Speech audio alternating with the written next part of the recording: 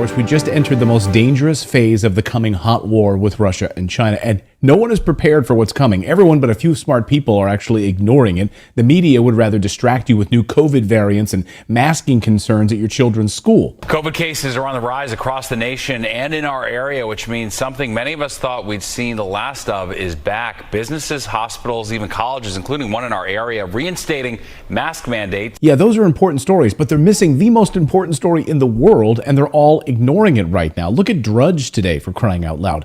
Look at CNN, top story about Burning Man. What about Fox News? Nope, it's all about DeSantis. But don't fall for it. It's all a misdirection. Look over here while President Biden is caught taking millions of dollars from foreign companies. So what's a good way to distract from a crumbling economy if you're President Biden heading into an election season?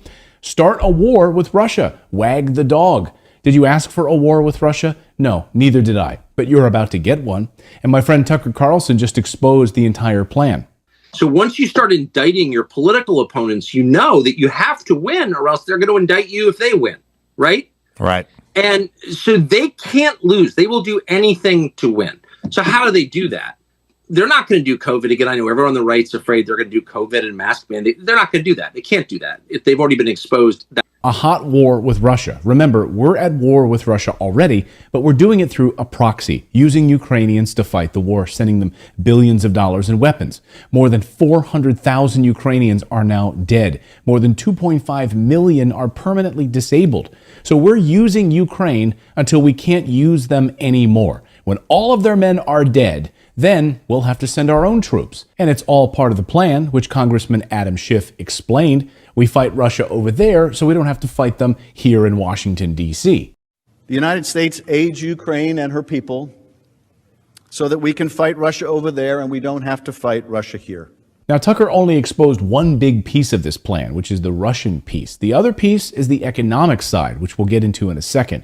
But first, on the Russian side, something happened this week that almost no one covered. We covered it on our show, but it was radio silence in most of the mainstream media. The Biden administration quietly laying out a plan to make it impossible for any future president to keep us out of a hot war with Russia. By the way, Russia has already said that this will lead to direct war with their military, and China is standing by, ready to jump in. So according to the Wall Street Journal, what the Biden administration did is astonishing. They introduced a plan to permanently fund Ukraine's proxy war against Russia, and the structure would make it impossible for a future president to undo the plan. Think of it like Obamacare, but on steroids. Everyone, including a Republican president and a Republican Congress, tried to unravel Obamacare, but they couldn't do it. The structure is virtually permanent. The same is true of this plan for Ukraine. So what is the likelihood that in the next few months we are involved in a nuclear war with Russia? Colonel Tony Schaefer says 80%. And he agrees with Tucker on this. And he says we are headed for a nuclear war with Mother Russia. Do you share Tucker's view on it? The answer is it's very likely. I put it at the 80% likelihood. Vladimir Putin, who is not bluffing, he is doing what he believes is necessary to protect the Russian Empire, the Russian Republic. It is what it is. And George, the West, England and the United States in particular, don't seem to be listening to him. He's been very clear about what he's trying to achieve. Well, Russia is not bluffing. They've now put their nuclear arsenal on the highest alert possible for the first time ever. Quoting now, the nuclear-capable Sarmat intercontinental ballistic missile system was previously touted by President Putin as being capable of hitting any target on Earth, and is widely believed to be by far the longest-range missile in Russia's arsenal. And it's been nicknamed by NATO the Satan II. Nice name, Satan II. The timing of all of this is on purpose, of course. Putin is not bluffing. This warhead can wipe out a country the size of France. Just one rocket, and it can't be shot down. Putin says, quote, the new complex has the highest tactical and technical characteristics and is capable of overcoming all modern means of anti-missile defense. It has no analogs in the world and won't have for a long time to come. In other words, nothing can stop it and nothing can come close.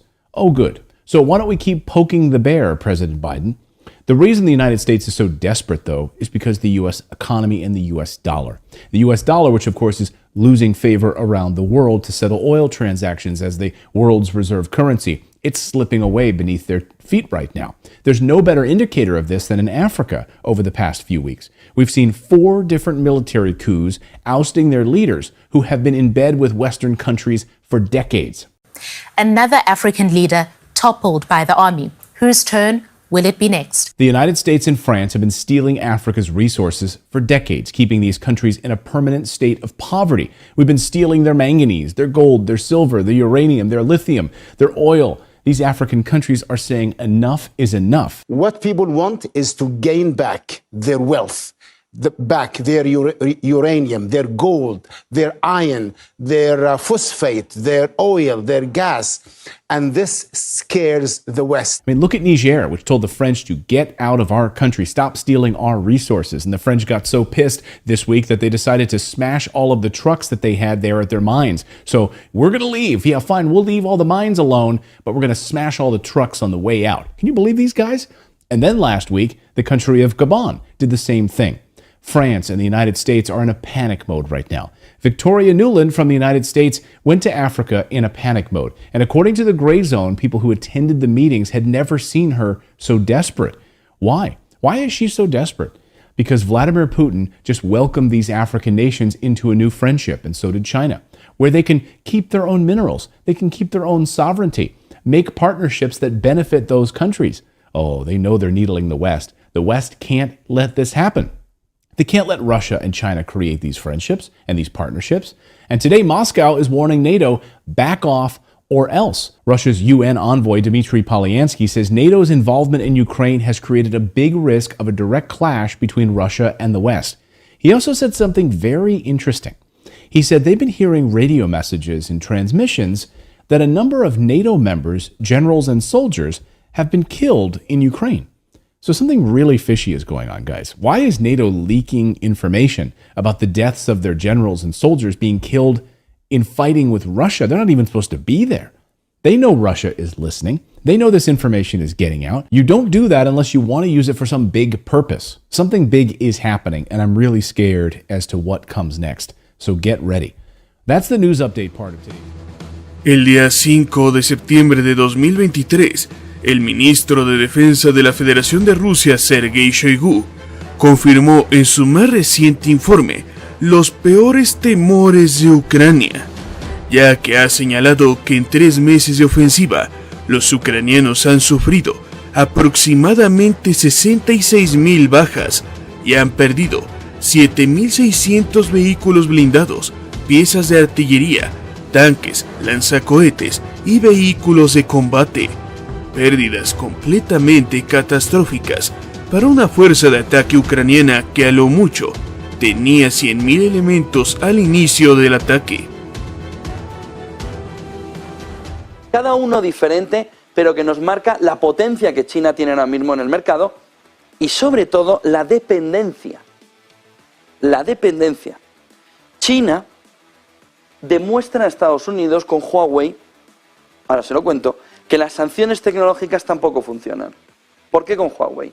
Miren, ayer unos tequis de Bloomberg cogieron un Mate P60, lo cogieron, lo compraron, así, tic, tic, tic, tic, tic, y lo abrieron. Dijeron, a ver qué hay dentro. Que esto con los chinos es interesante. Lo abrieron y dijeron, ¿qué es esto? Un microchip chino. La empresa china se llama SMIC. Intenta contraponer con la taiwanesa. La empresa china, SMIC, supuestamente no trabaja por debajo de 14 nanómetros, que es la medida del 386 de nuestra época, ¿no? ¿Y qué ordenador tienes? ¿Un 286, un 386, un 486? Pues ahora es o 14 nanómetros o sobre todo 7 o 4. Y se piensa que los chinos están en 14 nanómetros, es decir, 8 años por detrás del desarrollo tecnológico estadounidense. Como nadie le vende nada, no pueden estar por debajo de 14 nanómetros. Ayer abren ahí, lo abren, lo ponen y dicen, este chip mola. Nos miran, no vamos a ponerlo a funcionar, y dicen, la Virgen, 7 nanómetros.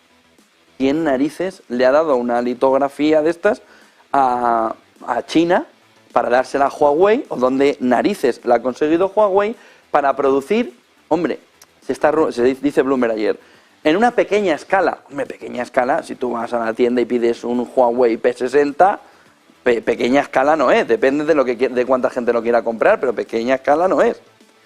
Ya está produciendo en cadena, en línea, ya está produciendo en masa. Lo cogen y dicen, pero Estados Unidos había prohibido esto. Esto está 5 años por detrás del desarrollo tecnológico actual más avanzado. Oiga, esto está incumpliendo las sanciones. Y dices, pero a ver, ¿en qué momento vais a enterar que las dichosas sanciones, por no decirle otro término, no sirven para nada en un mundo como el actual, en el que usted se sube en un avión con un bichín aquí en el bolsillo, llega al otro lado y le dice, sí, ¿te mola? Págalo. Y Chi dice, ¿cuánto dinerico? ¿Todo esto? ¡Bum! Y le tira un fajo de billetes. Y ya tiene su pequeño microchip de 7 nanómetros. ¿Y ahora qué tiene que hacer? Lo que los chinos saben hacer mejor que nadie en el mundo. Copiar. Y ahora usted me lo duplica, triplica, cuadruplica hasta la enésima potencia. Que quiero ese puñetero microchip a la perfección. ¿Y qué tiene Huawei? El microchip a la perfección. De tal manera que lo que vimos en la jornada de ayer es que a Rusia le has intentado sancionar y ha llegado China y le ha dicho, ¿cuánto dinero necesitan tus bancos? Estos, tomas. A China intentas evitar que sea primera potencia económica del mundo por el lado tecnológico y China se te va por detrás, por aquí, por aquí, por aquí y dice que no, que ya lo tengo, está aquí. Huawei. Past 24 hours, the United States Embassy in Haiti has told all Americans to get out. Why now? The timing of this is very interesting as the mainstream press continues to push this narrative that Haiti is destabilized and therefore needs an outside intervention to keep it afloat. Dan Cohen, redacted correspondent, is in Port-au-Prince, Haiti, with the very latest on that. Dan, good to see you. So the timing of this is very interesting. Yeah, it's fascinating. I mean, Haiti is in a sort of permanent crisis that we hear very little about in the media. Yet all of a sudden, yesterday, the U.S. Embassy says all Americans should get out, catch the first possible flight, make arrangements to get out of this place. And it seems that they're trying to destabilize, to project destabilization in order to justify the intervention that they're seeking to get approval for at the UN Security Council. Just last week, the leader of the rival neighborhood of Bel Air, whose name is Toto Alexander. And so these two, who were formerly rivals, are now sitting down and talking about why they have to unite in order to bring peace to the neighborhoods and why they don't want a U.S. intervention. They don't want a foreign meddling, anyone coming into their country. And there was a massive crowd. We're going to show this reporting in our upcoming redacted special report. But what you won't really be able to see is there's a huge crowd of people surrounding us who support this message. So this is what's completely hidden in the mainstream media, that there's actually peace, a fraught peace, the very beginnings of peace, but this is breaking out in the poorest neighborhoods where the media tends to ignore and here. It's amazing when you shared that photo with me offline to see barbecue sitting there side by side with a former rival saying, we do not want U.S. intervention, coming together. That's an amazing moment. And you're seeing, I think, a reflection of this throughout Africa, African countries, of course, overnight in Africa, more coups as other countries across Africa are saying, purging their ranks to make sure that their Western-backed coups don't take hold in their country as well. So I think you're starting to see this awareness.